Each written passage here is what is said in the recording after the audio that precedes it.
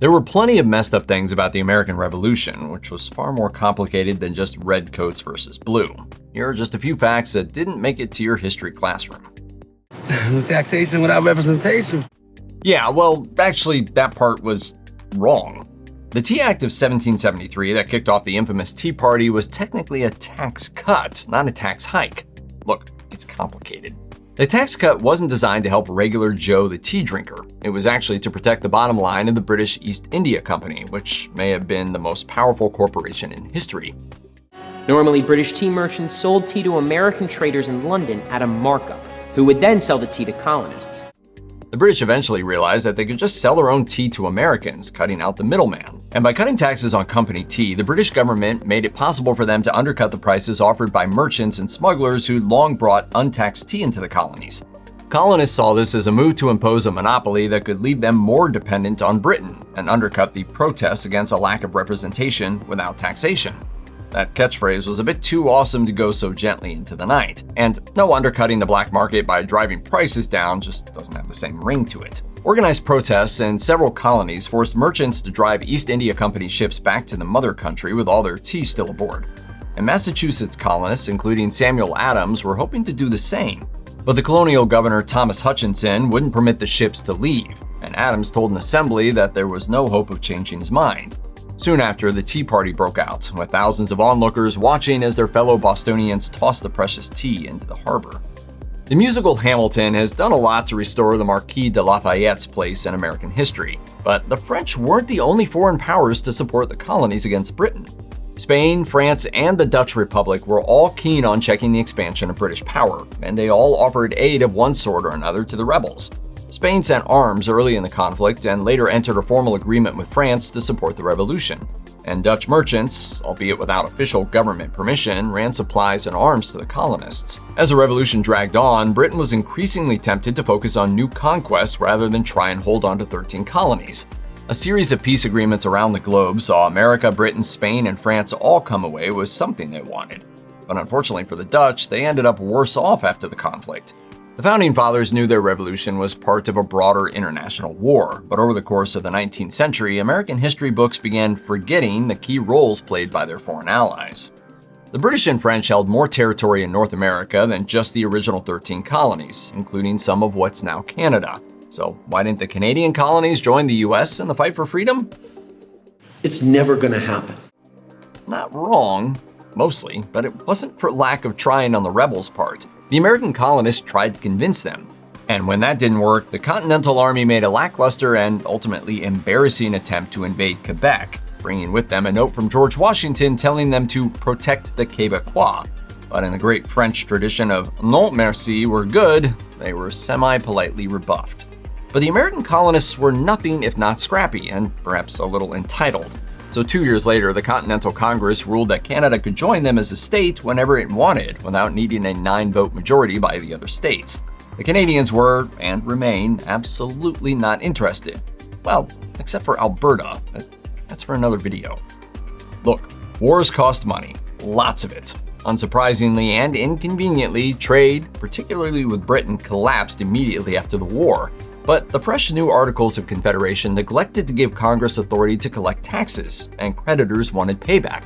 So in a good effort to make good on their Revolutionary War bill, the new government borrowed from their French and Dutch allies. And when that wasn't enough, they simply printed more cash. But the more money they printed, the less it was worth. There was no currency at the end of the war. It had lost all its value. All these factors combined to send the United States into a severe economic depression in the 1780s. It was so dire that it's been compared to the Great Depression, as in the Great Depression. It was bad. But rather than cooperate in the face of economic hardship, the states competed with each other for economic advantage. Add to all this the fact that many soldiers who'd fought for the Republic were left with unpaid wages, and you've got a very disgruntled population. Things came to a head in 1786 with an armed uprising led by former Captain Daniel Shays, as in they named a rebellion after him. The too long did not read version is, A bunch of farmers in Massachusetts got tired of being taxed up to their eyebrows, so they did the sensible thing and tried to overthrow the government. While short-lived, Shays' rebellion inspired the creation of the U.S. Constitution by making it impossible for the young government to ignore its inability under the Articles of Confederation to handle the economic crisis. John Adams insisted that the day of celebration of American independence should be July 2nd, not the 4th. After all, the 2nd was the day the Continental Congress formally voted to adopt a resolution of independence. But the Declaration of Independence was only approved 2 days later, and it was the adoption of that document that cemented the commitment to liberty in the minds of many Americans, Adams' fellow founders included, and so the 4th of July became fixed as Independence Day by the early 19th century. But to get technical about it, many Americans assume that the Declaration was signed on July 4th, 1776. Not so. The version of the Declaration that went to the printers that July had only one name at the bottom: John Hancock, President of the Continental Congress. Other members of the Congress only began to sign later that August. And by that time, the makeup of the Congress had changed. Not everyone who signed the Declaration as part of their state delegation had been present for the original debate. Even if the signing had happened on the 4th, several delegates were absent and New York abstained from voting. History has its eyes on you, New York. It wasn't until January 1777 that a copy of the Declaration was published with the full list of signatures. Fun fact, Jonathan Dayton was the youngest signer. He was only 26 years old when he put pen to paper. Dayton, Ohio was named for him. Wasn't that fun? The larger war between European powers factored heavily in the decisions of Spain, France, and the Dutch Republic to support the American Revolution. But just as the Revolution was one part of a larger war, it also represents a link in a chain of revolutions that swept across the world at the end of the 18th century and continued well into the 19th. In fact, the American Revolution impacted the French Revolution to a remarkable degree, including increasing France's debts under Louis XVI. Another ally, Spain, lost its American empire in a wave of wars of independence fought in Mexico, Chile, Argentina, and beyond. American influence was also evident in the successful Haitian Revolution that ended in 1804 and the unsuccessful Irish Rebellion of 1798. Brazil broke away from Portugal, and Greece, the homeland of so many ideas that inspired the Founding Fathers, won its independence from the Ottoman Empire after the American Revolution. Even back then, America was trendy. The divide between pro-independence colonists and those who wanted to stick with the British Empire is covered in most school curriculums on the American Revolution. But it was more complicated than it sounds.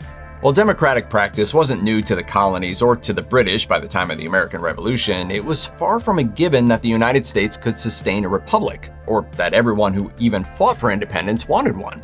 So there were three sides: those that wanted to stay with Britain, those who wanted what we have today, and that third faction that wanted a new king of their own.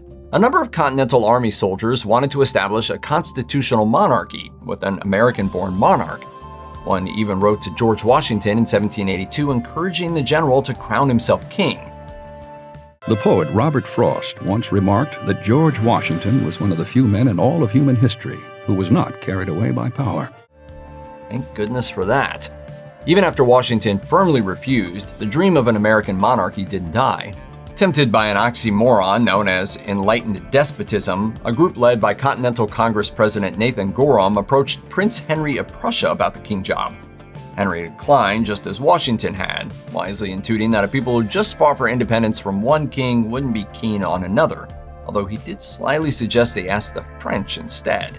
The Constitutional Convention never considered the concept of an American monarchy, at least not in those words. But Alexander Hamilton did float the idea of presidents that served for life, which is kind of the same thing when you think about it. If the nuances of the British and colonial positions in the American Revolution are often sanded away in the history books, the feelings of Native American groups are usually left out altogether. Forget all that, kid! The closest many lesson plans come to touching on Native involvement is explaining how the French and Indian War impacted the American Revolution.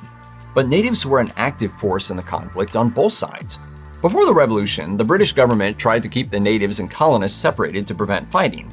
The large tracts of land reserved for the natives in the West were a sore spot for many Americans, so when the Revolution broke out, it was widely assumed that the natives would side with the redcoats. But most tribes were neutral, at least at first. A few natives joined the rebels at Boston in 1775, but it took a while for most native nations to choose sides. While the British could point to their land policies to entice allies, and many natives saw in America without those treaties as the greater threat, The decision of who to fight for wasn't an easy one, and it caused several fractures within Native communities. The Iroquois League split over the issue, as did the Cherokee Nation. Natives acted as scouts, foragers, and fighters on both sides. But whichever side they chose, the natives lost heavily in the aftermath when the British surrendered all of the Western territory they'd once kept the colonists from settling at the natives' expense. School books, popular history accounts, and schoolhouse rock all insist the American Revolution ended with the Battle of Yorktown. And yes, sort of. Yorktown did lead to the war's end. After the battle, the British forces were decimated. But the surrender of General Charles Cornwallis to George Washington wasn't the deciding factor in American independence. Cornwallis surrendered in October 1781, but serious peace negotiations between the two sides didn't begin until April 1782, and it took well over a year to draw up and sign the Treaty of Paris. Meanwhile, fighting continued on the seas and deep into the frontier of British-American territory. French and British ships traded fire, French forces attacked British Canada, and skirmishes between Native Americans, American loyalists, and colonial soldiers raged throughout the West. Loyalists in the Carolinas and in Georgia wouldn't lay their arms down. There were battles further west than Georgia, too. The furthest west battle was at Fort San Carlos. That's in modern-day St. Louis, as in the Missouri one. 1782 would later be dubbed the Bloody Year due to the intensity of the fighting that went on in unsettled territories. So the fighting went longer and further west than you ever imagined. The white leaders of the American Revolution were well aware of the contradictions slavery presented for a movement based on the ideals of liberty and equality. Yes, you lay the evils of slavery at the feet of the king, but you say nothing of slavery itself, sir. This hypocrisy didn't escape British notice either. A royal proclamation was issued promising freedom to any black American who fled their masters and fought with the redcoats, and attracted some 100,000 people. But as early as the Battle of Lexington, there were black combatants on the side of the colonists.